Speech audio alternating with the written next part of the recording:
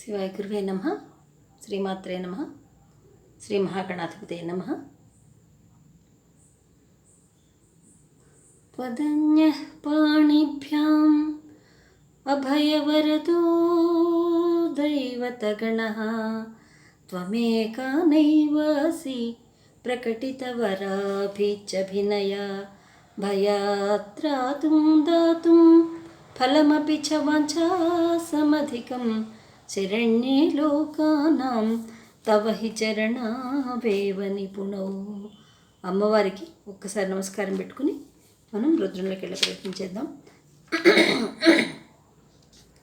కిందటి వారం మనం చెప్పుకున్నాం రుద్రంలో ఇద్భశ్చమే బర్హిశ్చమే వేధిశ్చమే ధిష్ట్యాశ్చమే సృచశ్చమే చమసాశ్చమే గ్రవాణశ్చమే స్వరవశ్చమే ఉపరవాశ్చమే ఈ విధంగా చెప్పుకుంటూ వచ్చాం. ఇది చమకంలో అష్టమానువాకం. దీని గురించి ఏంటంటే మనకి యజ్ఞానికి కావలసినటువంటి హవిస్సులు ఏ విధంగా సమర్పించాలో వాటికి కావలసినటువంటి పాత్రలు, శృకుశృవాలు, మనకి ఇంకా ఏమేమి లభ్యం కావాల్సి వస్తాయో అవన్నీ కూడా వాటి గురించి చెప్పుకున్నాం. అలాగే ఎవరు యజ్ఞానికి అర్హులు, ఎవరు కాదు, శృకుశృవాలు ఎవరు పట్టుకోవచ్చు, ఎవరు పట్టుకోకూడదు, ఇవన్నీ కూడా మనం చెప్పుకున్నాం. తర్వాత మంత్రం వచ్చేసి చమకంలోని నవమ అనువాకం. అగ్నిశ్చమే కర్మశ్చమే అర్కశ్చమే సూర్యశ్చమే ప్రాణశ్చమే అశ్వమేధశ్చమే పృథివీచమే అదితిశ్చమే దిశిశ్చమే దౌశ్చమే శక్వరీ రంగుళ యోధిశ్చమే యజ్ఞేన కల్పంతామృక్చమే దిశిశ్చమే సామచమే స్తోమచమే యజుశ్చమే దీక్షాచమే తపశ్చమే ఋతంచమే వ్రతంచమే అహోరాత్రయోర్చమే బృహద్రసంచమే యజ్ఞశ్చమే కల్పేతాం. ఇది కూడా ఇంచుమించు అదే అర్థంలో ఉంటుంది. ఏంటంటే యజ్ఞాల్లో ఎన్ని రకాలు ఉంటుంది. అశ్వమేధ యాగము, సూర్యయాగము, పాపాలు పోవటానికి చేసే యాగము, వర్షాలు పండటానికి చేసే యాగము, పంట సమృద్ధిగా ఉండటానికి చేసే యాగము, ఇలా రకరకాలైనటువంటి యాగాల ప్రక్రియ అంతా ఇందులో ఉంటుంది. అట్లే ఉపవాసాలు ఏ విధంగా చేయాలి, యజ్ఞానికి ఏ విధంగా ఉపవాసం ఉండాలి, ఉపవాసం ఉన్నప్పుడు ఏది భుజించాలి, ఇట్లా రకరకాలుగా యజ్ఞానికి సంబంధించింది ఇదంతా ఉంటుందన్నమాట. కొందరు తెలుసో తెలియక ఒక్కొక్కసారి మహాపాపాలు చేస్తూ ఉంటారు. వాటిని పోగొట్టుకోవడం కోసం చెప్పి చేసే ప్రక్రియలు కూడా ఈ యాగంలో కూడా భాగంగా మనకి చెప్పబడ్డాయి.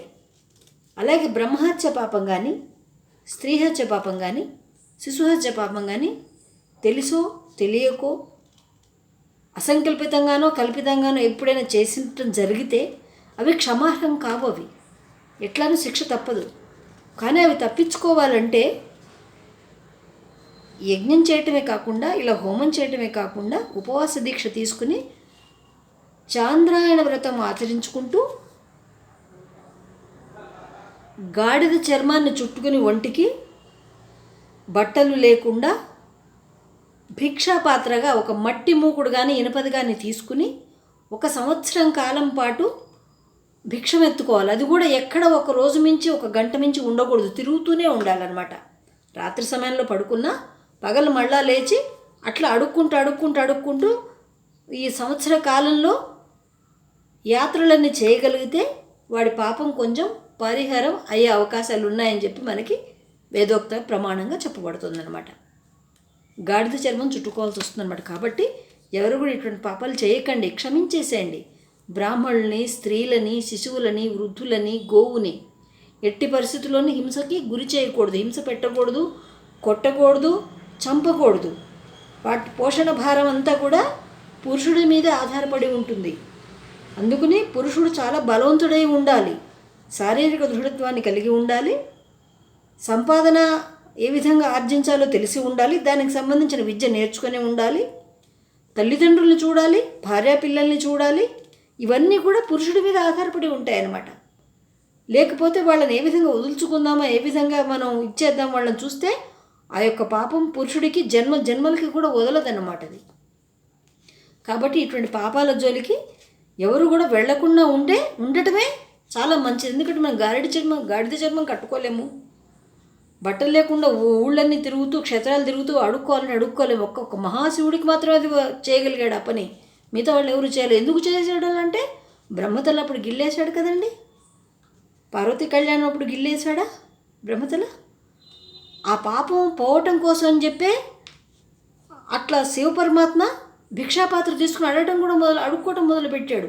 ఎందుకంటే తను చేసి ఇతరులకి చేసి చూపిస్తాడు శివ పరమాత్మ. ప్రాక్టికల్ మనిషి శివుడు. శివుడు అంటే ఏదో కదలకుండా కూర్చుంటాడు, ధ్యానంలో ఉంటాడు, మనం పట్టించుకోలే, మనం ఏం చేసినా చేయొచ్చు అని అనుకుంటే మాత్రం మీరు పప్పులో కాలేసినట్టే. శివుడు ప్రతిదీ కూడా తను ఆచరించి చూసి చెప్పిస్తాడనమాట. ధ్యానం అయినా అంతే, డ్యాన్స్ అయినా అంతే, తపస్సు అయినా అంతే, ఏదైనా ఆయన చేయవలసిందే, చేసి మనకి చూపిస్తాడు ఇలా అని చెప్పి. అది మనం తట్టుకునే శక్తి మనకుందా? లేదు. ఒక్క శివపర్వతమే అది చెల్లుతుందనమాట. కాబట్టి ఇటువంటి వాటి జోలికి వెళ్ళకండి ఎవరు. స్త్రీల జోలికి, శిశువుల జోలికి, గోవు జోలికి, బ్రాహ్మణుల జోలికి కూడా వెళ్ళకూడదు. ఈ మధ్య చాలా బ్రాహ్మణ దూషణ చాలా ఫ్యాషన్ అయిపోయింది. అంత ఫ్యాషన్ కాదనమాట. ఎంత బ్రాహ్మణ నింద చేస్తే అంత గొప్పగా ఫీల్ అవుతున్నారు వీళ్ళు. బ్రాహ్మణుల ద్వారానే వీళ్ళు విద్యని పొందారు. బ్రాహ్మణ భిక్ష వేస్తేనే వీళ్ళు పెరిగారు. బ్రాహ్మణ నిందకే మళ్ళా వాళ్ళు తయారవుతున్నారు అన్నమాట. ఒక్కసారి ఆత్మవిమర్శ చేసుకోండి. బ్రాహ్మణులు ఏనాడైనా మీకు వ్యక్తిగతంగా ద్రోహం చేశారా అనేది బ్రాహ్మణ విమర్శ చేసే వాళ్ళందరూ కూడా ఎవరిని వాళ్ళు ప్రశ్నించుకోండి. మీ జోలికి వచ్చారు ఏ రోజైనా, ఏ బ్రాహ్మడైనా? అంటే మీరు ఏమన్నా పడతాడు, సైలెంట్గా ఉంటాడనేగా బ్రాహ్మడు సహనం పాటిస్తున్నాడు అని అర్థం. అక్కడ చేతకాని వాడు అని అర్థం అనుకోవద్దు.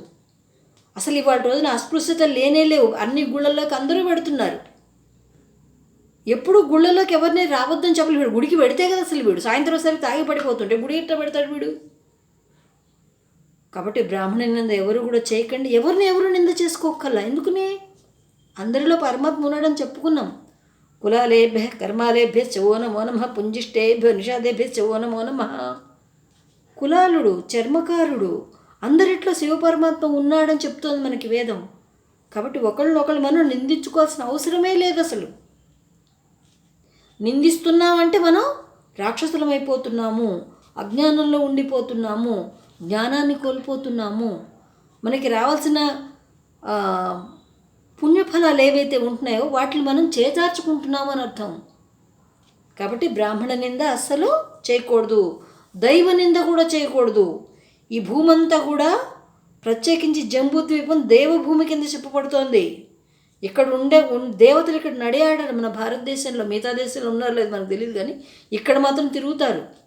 ప్రత్యేకించి యూపీ సైడ్, ఉత్తరాఖండ్ సైడ్ దేవభూములని అక్కడ బోర్డు కూడా పెడతారు. ఇక్కడ మనం అంత సాహసం చేయలేదు. మా భూమి మా దేశం అని పెట్టుకుంటాం, కానీ మనం అంత బోర్డు పెట్టలేం. మనకి చేత కాదు, మనకి దద్దమ్మలం కదా మనం. ఇక్కడ దేవతలు నడియాడినట్టు జంబూద్వీపరిది, భరతవర్షం, భరతఖండం, సింధు నది పరివాహ ప్రాంతం అంతా కూడా సంచరించినంతా కూడా హిందూ అని చెప్పబడుతోంది. అది హిందూ అంటే ధర్మానికి కట్టుబడి ఉన్నవాళ్ళని అర్థం. కొందరు హిందువే లేరు, అసలు హిందూ దేశమే లేదని వాదిస్తున్నారు. మరి వాళ్ళు ఏం చదువుకుంటున్నారు, ఏం తింటున్నారు, ఏం వింటున్నారు? నోరుంది కదా అని చెప్పి ఏదన్నా అంటున్నారు, కానీ అది మాత్రం చాలా దోషం. తీవ్రంగా అనటం ముందు, తర్వాత ఎవరైనా ఏదన్నా జరిగినప్పుడు మళ్ళీ క్షమించమని అడుగుతున్నాను, క్షమిస్తాను, క్షమించండి నన్ను అని చెప్పి మళ్ళా పెట్టడం. అనటం ఎందుకు, క్షమించుకోవటం ఎందుకు? అనకుండా ఉంటే నువ్వు క్షమాపణ కోరక్కర్లేదు కదా. అసలు నువ్వు ఎదుటివాడిని వ్యక్తిని మాట అంటున్నావంటే ఏదో సమయంలో నువ్వు క్షమించమని అడగాల్సిన కర్మ నీకు పడుతుంది. క్షమించడం అంటే మన పౌరుషాన్ని మనం కోల్పోతేనే కదా. నేను కోల్పోతే నేను క్షమించమని నిన్ను అడుగుతాను. కాబట్టి ఎప్పుడు మాట అనలేదనుకోండి, నేనుగానే ఉంటా. నేను ఎవరిని క్షమించమని అడగాల్సిన అవసరం నాకు ఉండదు. అప్పుడు క్షమించండి అంటే నువ్వు తప్పు చేసావని అర్థం. అంటే నువ్వు తప్పు చేస్తున్నావని నీకు తెలుసు, తప్పని తెలుసు, కానీ ఏదో నోటుకు వచ్చింది, మాట వచ్చింది కానీ అంటున్నావు, మళ్ళీ క్షమించమని అడుగుతున్నావు. కాబట్టి ఇవన్నీ సరైనవి కావు. ఎవరిని క్షమించమని అడగండి. ఇది వెడుతూ మనకి బ్రిటిష్ వాడు పెట్టిన భిక్ష అనమాట. కొట్టి సారీ చెప్పడం, తొక్కి సారీ చెప్పడం, తగిలి సారీ చెప్పడం. ఎందుకు? ఇంగ్లీష్లో సారీ అంటే చాలా తేలిక ఉంటుంది. అదే తెలుగులో అయితే క్షమించండి అంటే ఎంత పెద్ద పదం తెలుసా అండి అది. కాబట్టి ఎవరిని ఏమి తూలనాడకండి. మనం ఎవరికప్పుడు క్షమాపణ చెప్పాల్సిన అవసరం కూడా ఉండదు. ఇది అందరూ కూడా గ్రహించుకోవాలన్నమాట. ఇట్లా సరిగ్గా పాప పరిహారాలన్నీ కూడా ఇలా పోగొడుతుంది.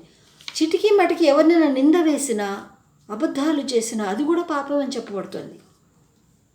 ఎందుకంటే కొన్ని నిజాలు మనకి తెలియవు, ఎదుటివాళ్ళు చెప్పింది మనం నమ్మేస్తూ ఉంటాం. అప్పుడేంటి, మనం నిందం చేసినట్టు లెక్క. నింద చేసినప్పుడల్లా కూడా, ఎదుటివారిని దూషించినప్పుడు కూడా, విమర్శించినప్పుడల్లా కూడా వాళ్ళకి అడవిలో నక్కగా పుట్టాల్సిన జన్మ వస్తుందిట. 3-4 జన్మలు నక్కగా పుట్టి కుళ్ళిపోయిన మాంసాలు శవభక్షణాలు చేసుకుంటూ 3 జన్మలు ఎత్తిన తర్వాత వాడి పాప పుణ్యాలు లెక్కగట్టి వాడికి ఏమైనా పుణ్యం ఉంటే తర్వాత ఏమైనా కొంచెం సద్గతి వచ్చి మంచి ఉత్తమ జన్మ వస్తుంది. లేదంటే ఇంకా అధోగతి ఆ ప్రాణి. ఎందుకంటే మానవ దేహం రాక వచ్చిందండి మనకి.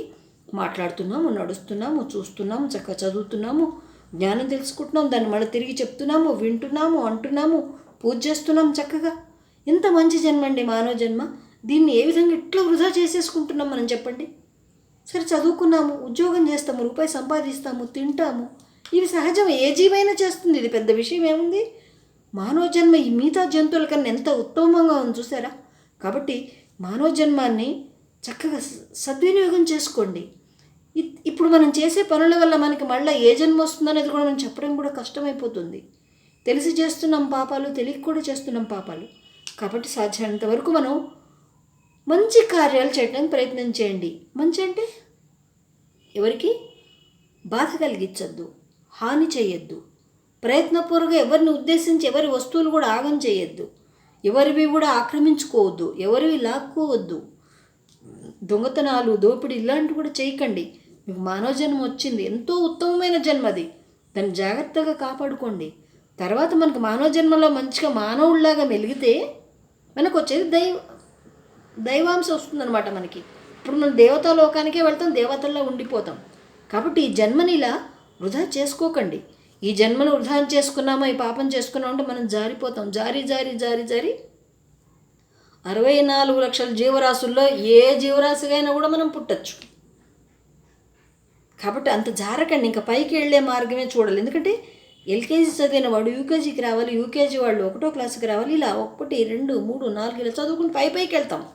రాయకుండా దిద్దకుండా ఉంటే కింద కలిపి చివరికి అక్షరాలు లేకుండా పడిపోతాం, కిందకి జారి చతికిలు పడిపోతాం అనమాట. కాబట్టి మానవ జన్మను అట్లా దుర్వినియోగం చేసుకోకండి.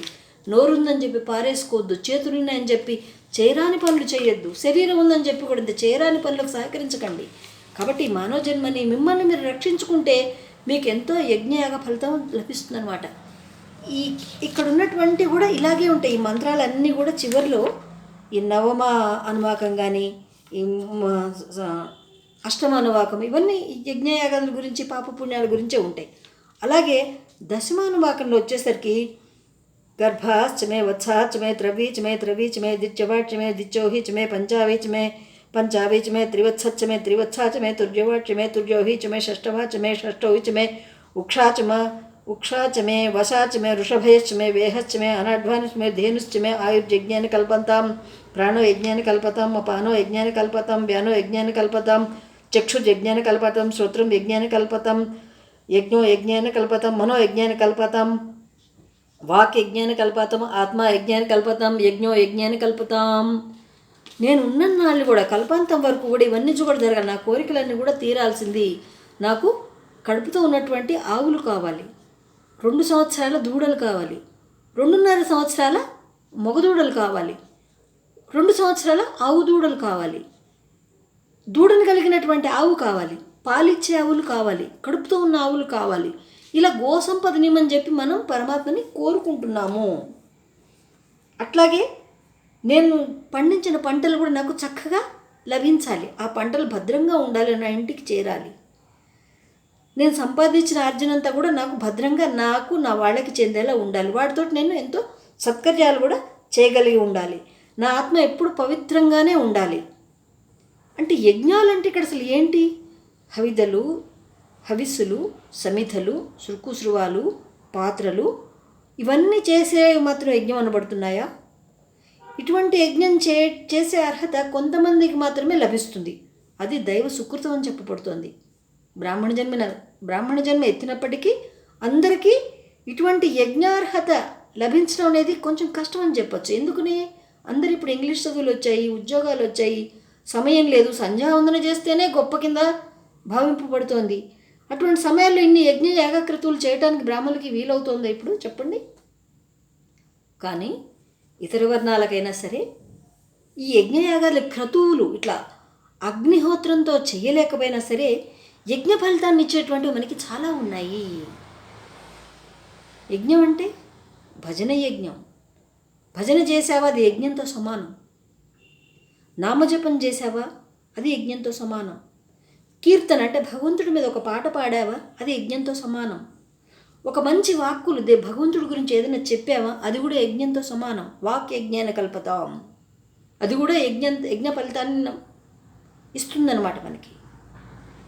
అనాథ ప్రేత సంస్కారం, దిక్కుమొక్కు లేని వాళ్ళు ఎవరైనా చచ్చిపోతే ఉత్తరక్రియలు ఏం చేసే అర్హత ఎవరికి వాళ్ళు లేనప్పుడు భయపడి అందరూ పారిపోతారు. నేను చేయకూడదు.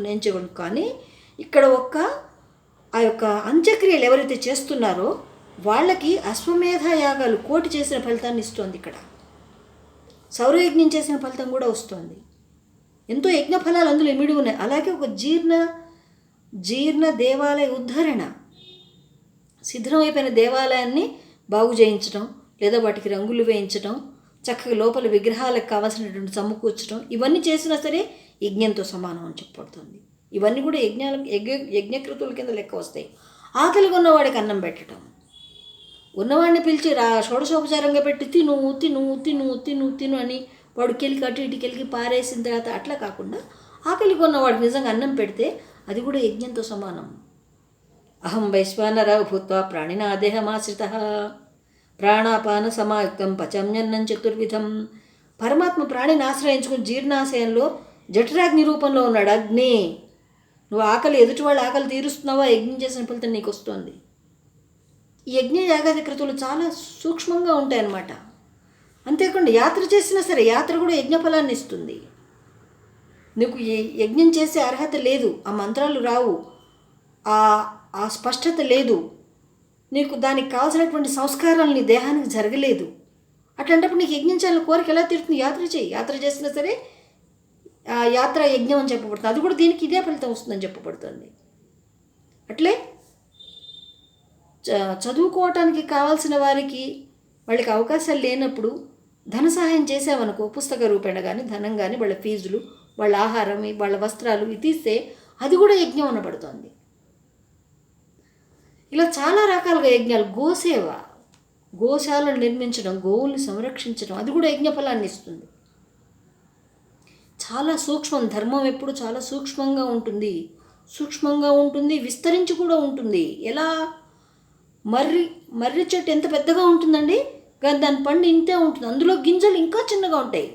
కనీసం ఒక చిన్న పండులో 1,00,000, 2-3 లక్షల విత్తనాలు ఉంటాయి. అందులో ప్రతి విత్తనం కూడా మళ్ళీ అంత మొలకెత్తి పెద్ద మహావృక్షం అవ్వగలదు. సూక్ష్మంలో మోక్షం అంటే ఇదే అన్నమాట అర్థం. అంత మర్రి చెట్టు కూడా చిన్న గింజలో ఇమిడి ఉంటుంది అది. ఇక్కడ సూక్ష్మార్థం కూడా అంతే. ధర్మం ఎప్పుడు అంతే. ధర్మం కానీ యజ్ఞఫలాలు కానీ సూక్ష్మంగానే అందుకోవచ్చు. సూక్ష్మం అయిన కొద్దీ కూడా అవి ఇంకా పవర్ఫుల్గా ఉంటాయన్నమాట. అయ్యో బ్రాహ్మణ జన్మ నాకు రాలేదు, అయ్యో నేను యజ్ఞం చేయలేదు, నాకు యజ్ఞోపేత ధారణ లేదు, నేను మంత్రాలు ఎందుకు చదువుకోకూడదు, గింజుకోక్కలేదు ప్రతి ఒక్కళ్ళు. ఎందుకంటే అందరూ ఒకలా ఉండరు. నీ కడుపున పుట్టిన పిల్లలే నీలా కొందరు, మీ నాన్నలా కొందరు, మీ తాతలా కొందరు ఉంటారు. ఒకటి చదువు వస్తుంది, ఒకటి చదువు రాదు, ఒకటి డ్యాన్స్ వస్తుంది, ఒకటి యుద్ధం వస్తుంది, ఒకటికి ఏం రాదు. ఇన్ని రకాల విశ్వంలో రకరకాల ధారణలు ఉన్నాయి. కాబట్టి నువ్వు ఏం చేయగలుగుతావు, నువ్వు దేనికి సంబంధించిన యజ్ఞాన్ని చేయగలుగుతావు, నువ్వు ఆలోచించుకో. శ్రమ కూడా యజ్ఞమే, శ్రమదానం. ఒక దేవాలయం వెళ్ళి ఊడ్చొచ్చావా, అది కూడా నీకు యజ్ఞఫలాన్ని ఇస్తుంది. లేదా దేవుడు సామాన్లు ఉంటాయి చూసారా, పూజ సామాగ్రి, అవి మనం కడిగామనుకోండి, అవి కూడా యజ్ఞంతో సమానం. సేవ, పల్లకి మోసావా, సేవ, యజ్ఞఫలం. ఎన్ని లేవండి యజ్ఞాలు? ప్రవచనం చెప్పావా, యజ్ఞఫలం. విన్నావా, శ్రవణఫలం, అది కూడా యజ్ఞమే. కాబట్టి ఇన్ని సూక్ష్మాలుగా ఇన్ని రకాలుగా ఉంది. ఏ యజ్ఞం చేసినప్పటికీ కూడా ఇందులో అన్ని రకాల ఫలితాలు మీరు పొందే అవకాశం ఉంది. యజ్ఞం ఏ విధంగా స్వాహాకారాలతో చెప్తూ హవిస్సులు ఏ విధంగా అగ్నిహోత్రంలో వేస్తున్నామో, ఏ ఫలం వస్తుందో, మీరు ఇప్పుడు నేను చెప్పిన వాటిలో ఏ రకమైన ప్రక్రియ చేసినప్పుడు కూడా అన్ని ఫలాలు మీరు అందుకోవచ్చు. కాబట్టి అందరూ గొప్పవాళ్లే. మీకున్న వసతిలో మీ ప్రకారం మీరు చేసుకోండి. తపస్సు కూడా యజ్ఞం అని చెప్పబడుతోంది, జపం కూడా యజ్ఞం అని చెప్పబడుతోంది. ఇలా చెప్పుకుంటూ వచ్చి ఇంకా చాలా ఉన్నాయి. శిశుపోషణ, తరుపోషణ, పశుపోషణ, ఇవన్నీ కూడా యజ్ఞఫలాలను ఇస్తాయి. ఒక స్త్రీ మూర్తి ఉంది, ఆమెకు అవకాశాలు ఉండవు. ఎందుకంటే ఇల్లు, పిల్లలు, అత్త, మామ, వంట పొద్దుపోతుంది. దీనికే టైం కూడా చాలదు, అప్పటికి అలసిట వచ్చేస్తుంది. మరి ఆమెకు ఏ యజ్ఞఫలం ఎలా వస్తుంది చెప్పండి? ఆమెకు పుణ్యఫలం ఎలా వస్తుందంటే, పిల్లల్ని పెంచుతోంది ఆవిడ, శిశుపోషణ. ఇంట్లో ఉన్న చెట్లకు నీళ్లు పోస్తుందా? తులసి మాతకి నీళ్లు పోస్తుంది, మారేడు వృక్షానికి నీళ్లు పోస్తుంది, మధ్య చెట్టుకు నీళ్లు పోస్తుంది, లేదా ఇంకేం మొక్కలను నీళ్లు పోస్తుంది. తరుపోషణ. పశువు, ఆవులు ఉంటాయి కదా ఇంట్లో ఆవుకి కాస్త గడ్డి వేయటం, పేడ తీయటం, దానికి శుభ్రపరచడం, ఆవుకి ఆహారం పెట్టడం, ఇవన్నీ కూడా పశుపోషణ. అవన్నీ కూడా యజ్ఞఫలాన్ని ఇస్తున్నాయి ఆవిడికి. ప్రత్యేకించి వీధుల్లో పడిపోయి స్త్రీలు ఎగబడిపోయి సురుకుసురువాళ్ళు పట్టుకుని మేం చేస్తాం మేం చూస్తాం ఎగబడాల్సిన పని కూడా లేదు. ఇప్పుడేంటే స్త్రీమూర్తి విద్య రాగానే అంటే అందరిని ఉద్దేశం అంటలేదండి, అందరూ స్త్రీమూర్తులు గొప్పవాళ్ళే, మహాశక్తి స్వరూపుణులు, వాళ్ళకి నమస్కారం పెట్టాల్సిందే. కానీ వాళ్ళ స్త్రీలు అన్న సంగతి వాళ్ళు మర్చిపోతున్నారు. ఇక్కడ వాళ్ళ మీద ఇంతకన్నా ఎక్కువ బాధ్యతలు ఉన్నాయి. ఆ బాధ్యతలన్నింటి మూట కట్టి పక్కన పడేసి వీధిని పడిపోయి జెండాలు, కర్రలు, ఫ్లెక్సీలు పట్టుకుని రోడ్ల మీద తిరుగుకుంటూ తయారవుతున్నారు. ఆ స్త్రీ మీద ఆధారపడి ఎంతమంది ఉంటారు తెలుసా అండి? ఇంట్లో పిల్లలు ఉంటారా, అమ్మా నాన్న ఉంటారు, భర్త ఉంటారు, అత్తామామ ఉంటారు, అతిథులు ఉంటారు, ఇంట్లో ఉన్న జీవరాశులు ఉంటాయి, చెట్లు ఉంటాయి, ఇల్లు ఉంటుంది, ఇల్లును శుభ్రం చేయాల్సిన అవసరం ఉంటుంది. ఇల్లు కూడా పరమేశ్వర స్వరూపం అని చెప్తుంది మనకి.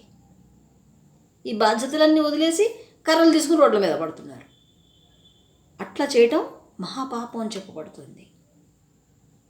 అలా కూడా చేయకూడదు. ఇంట్లో పనులు అయిపోయిన తర్వాత అప్పుడు నువ్వు ఏదైనా చేయాలంటే చేయదు తప్ప, లేకపోతే ఇంటి పనే ముఖ్యం స్త్రీకి. ఎందుకని? అందరూ పెరగాలి, ఇంట్లో పిల్లలు పెరగాలి, ఆహారం తినాలి, వాళ్ళు పడుకోవాలి, వాళ్ళు విశ్రాంతి తీసుకోవాలి, నువ్వు తినాలి, నీ భర్త కొండి పెట్టాలి. అందుకే నువ్వేం చేసినా చేయకపోయినా పర్వాలేదు అంది వేదం. అంతేదేమో చెయ్యొద్దు అని చెప్పలేదు, చెయ్యని విధిగా కూడా చెప్పలేదు. స్త్రీ ఎప్పుడూ గొప్పదే, ఏ స్థితిలోనూ కూడా స్త్రీ గొప్పదే. నేను స్త్రీనే, నేను అహంకారంతో చెప్పడం కాదు. ఏ స్థితిలో ఉన్నా సరే నేను గొప్పదాన్నే. ఎలా? నేను చేసే ఈ పనులన్నీ కూడా ఉద్యోగం చేశాను, సద్యోగం చేశాను, ఇల్లు వెలగబెట్టాను, పిల్లల్ని పెంచాను, అత్తమామల్ని చూసుకున్నాను. చివరికి కాలానుగుణంగా మారుతూ ఉంటాం కాబట్టి ఇవన్నీ పనులు చేసుకుంటూ వచ్చిన తర్వాత ఇప్పుడు ప్రవచనాలకు కూర్చున్నా.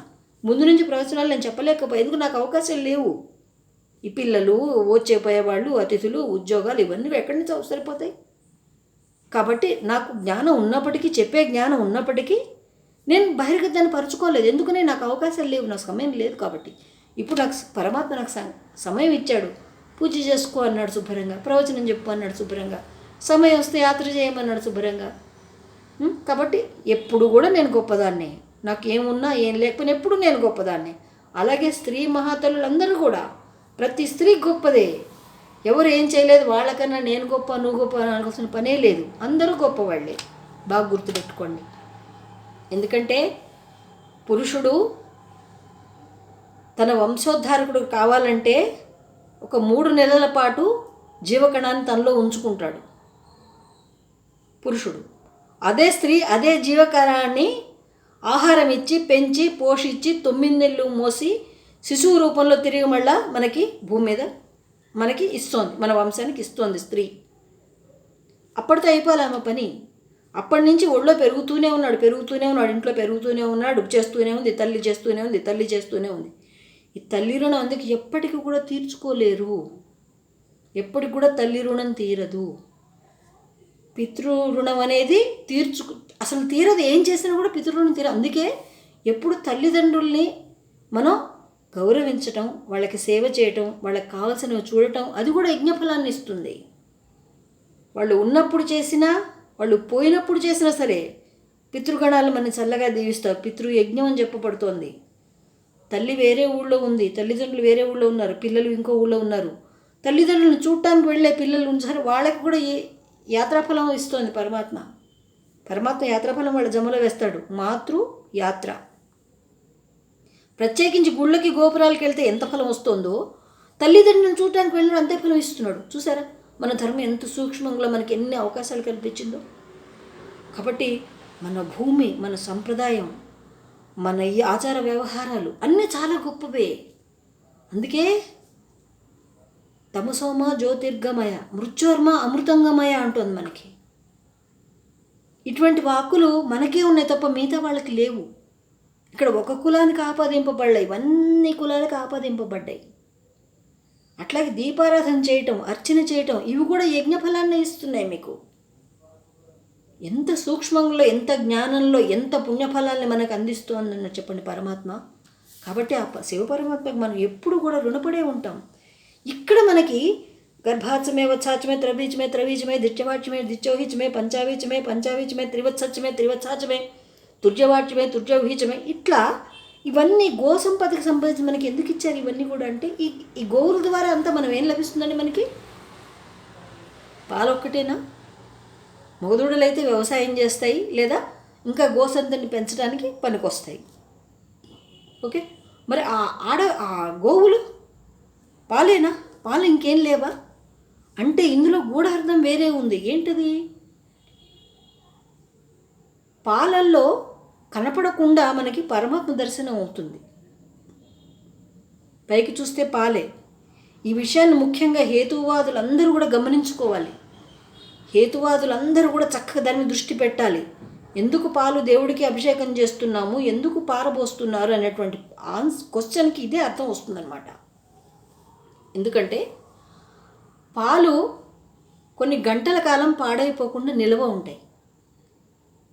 పాలు పిండిన తర్వాత దాన్ని మనం కాచి తోడు వేస్తే కొన్ని గంటల తర్వాత, అంటే దాని దగ్గర దాకా ఒక 15-16 గంటలు, ఒక రోజు వేసుకొని పని రాత్రి వేస్తే అంటే 12 గంటల తర్వాత దాన్ని రూపాంతరం చెంది అది ఆ ద్రవ పదార్థం అంతా కూడా గట్టిపడుతుంది, అంటే పెరుగు కింద మారుతుంది.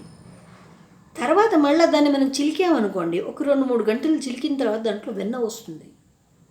ఆ వెన్న ఏం చేస్తుంది? అది కూడా కొన్ని గంటల సేపు ఉండగలుగుతుంది, వెంటనే కరిగి మెల్ట్ అయిపోతుంది. అది ఆ వెన్నని కాచామనుకోండి, నెయ్యి వస్తుంది. నెయ్యి పాలల్లో కలవదు. నెయ్యి చుక్కని పాలల్లో వేసామనుకోండి, పైన తేలే ఉంటుంది. ఇక్కడ నెయ్యి అనేది జ్ఞానము అని అర్థం. గో అంటే జ్ఞానం అని చెప్పబడుతోంది. ఈ జ్ఞానం దేనికి? మనం దీపారాధన వేసాం. దీపారాధన వేసినప్పుడు వెలుగు వచ్చింది. ఆ వెలుగులో ఎన్నో కార్యక్రమాలు జరుగుతాయి. మనం ఏ పని చేయాలన్నా మనకి వెలుగు అనేది కావాలి. ఇక్కడ మాకు నేతి దీపం అక్కర్లేదండి, కరెంటు దీపం పెట్టుకుంటామని, ఆవుదం దీపం పెట్టుకుంటామని ఇట్లా అనేవాళ్ళు కూడా, వికటంగా వాదించే వాళ్ళు కూడా మహానుభావులు చాలామంది ఉన్నారు. కానీ నేతి దీపానికి ఉన్న లక్షణము నూనె దీపానికి ఉండదు. నూనె దీపానికి ఉండే లక్షణము కరెంటు దీపానికి ఉండదు.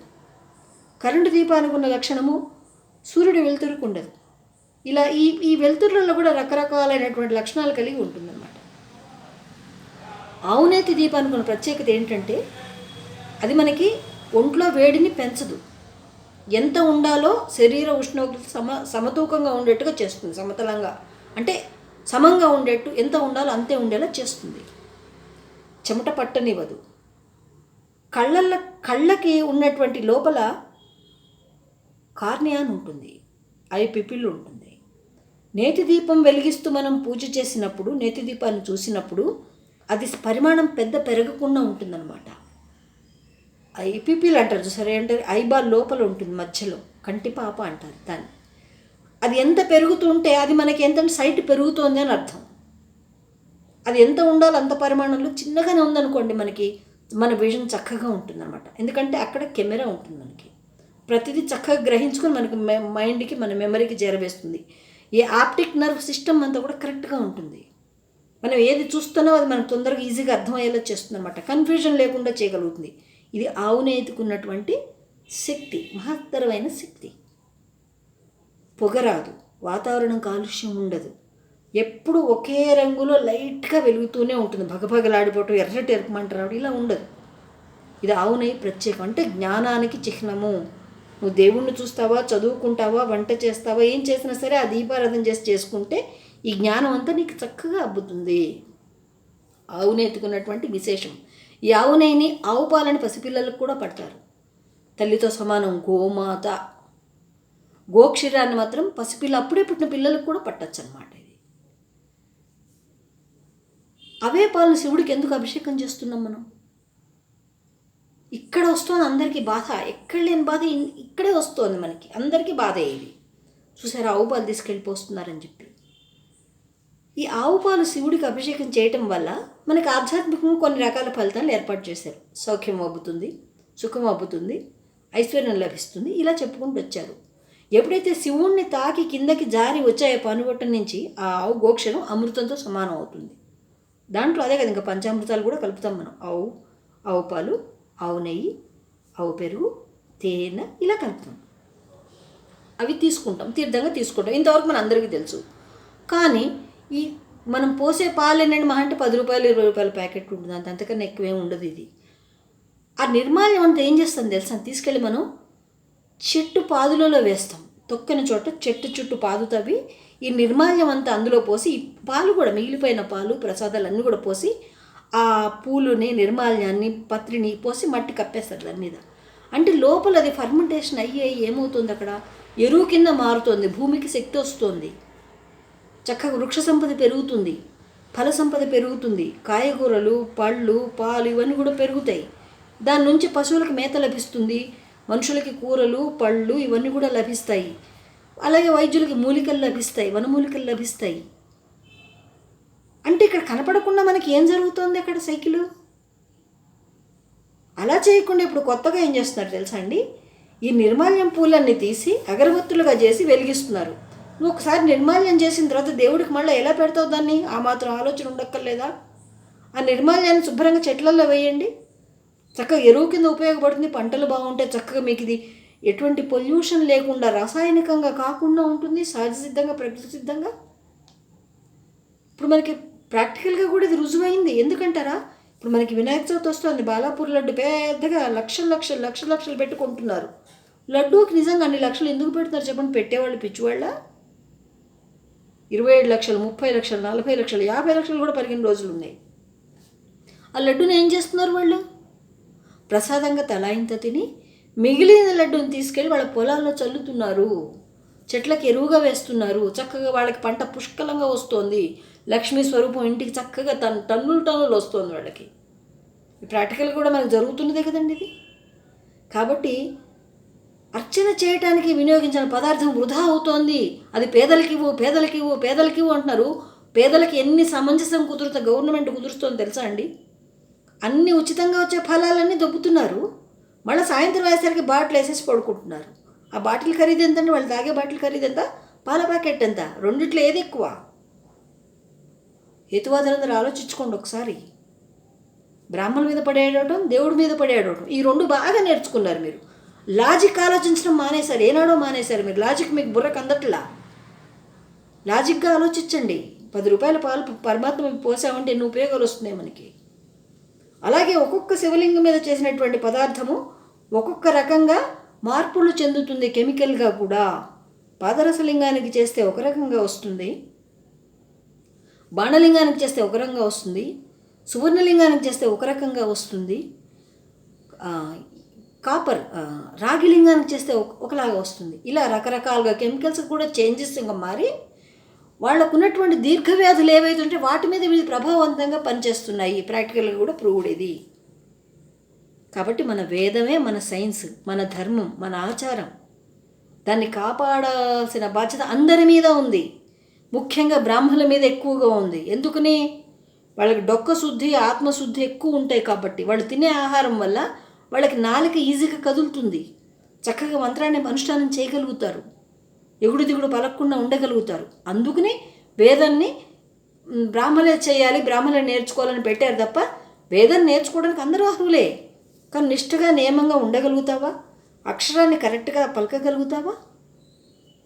అక్షరం కరెక్ట్గా పలకకపోతే చాలా తీవ్రమైనటువంటి ఫలితాలు కూడా వస్తాయి. ఎందుకు? ఇది ప్రతి అక్షరం మంత్రమే అని చెప్తోంది మనకి. అక్షరం పరబ్రహ్మ స్వరూపం అని చెప్పబడుతోంది.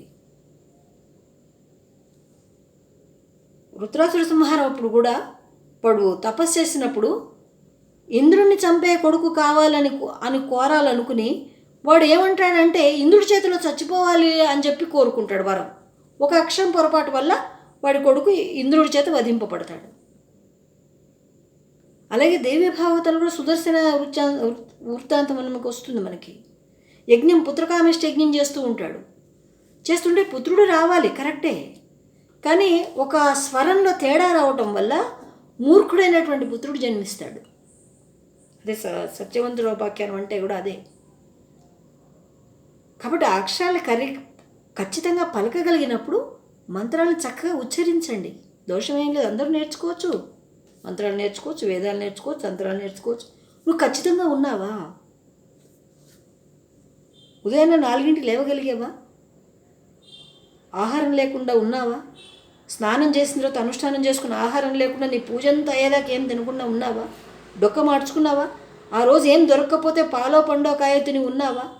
ఇలా ఉన్నవాడే బ్రాహ్మడు. ఎలా పడితే అది తింటాం అన్నీ తినేసేసి ఏం పర్వాలేదు, తినండి తినండి తినండి తినండి తినండి. ఎంత తిన్నా సరే తెల్లారి ఎక్కడికెడుతుందండి? అది అక్కడికే వెళ్తుంది. తిన్నది నీకు అమృతం ఎప్పుడు అవుతుంది?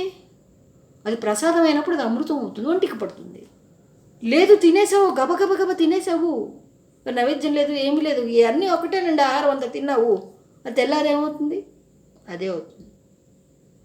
కాబట్టి ప్రతి ఒక్కళ్ళు చక్కగా ఒకళ్ళొకళ్ళు గౌరవించుకోండి. బ్రాహ్మణుల్ని దైవ నింద, బ్రాహ్మణ నింద, దేశమాత నింద చేయకండి. చాలా దోషం అది. గోవుని కూడా ద్వేషించకండి. మొన్న కూడా ఒకటి గోవు మీద చాలా నీచంగా మాట్లాడింది.